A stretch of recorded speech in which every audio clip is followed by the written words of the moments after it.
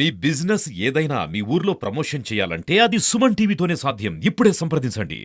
ఈరోజు చిత్తూరు నగరంలో 45వ డివిజన్ ఏదైతే నీళ్ళకి గత ఎలక్షన్ ప్రచార సమయంలో ఇబ్బంది పడుతున్నామని చెప్పారో వారందరి విజ్ఞప్తి మేరకు, అలాగే మా విజయమ్మ ఈ వార్డు ఇన్ఛార్జ్ తెలుగుదేశం పార్టీ మాజీ సభ్యురాలు కూడా మున్సిపల్ సభ్యురాలు, వారందరి కోరిక మేరకు ఆ భగవంతుని ఆశీస్సులతో బోరేసిన తక్షణం 4 ఇంచుల నీళ్ళు రావడం జరిగింది.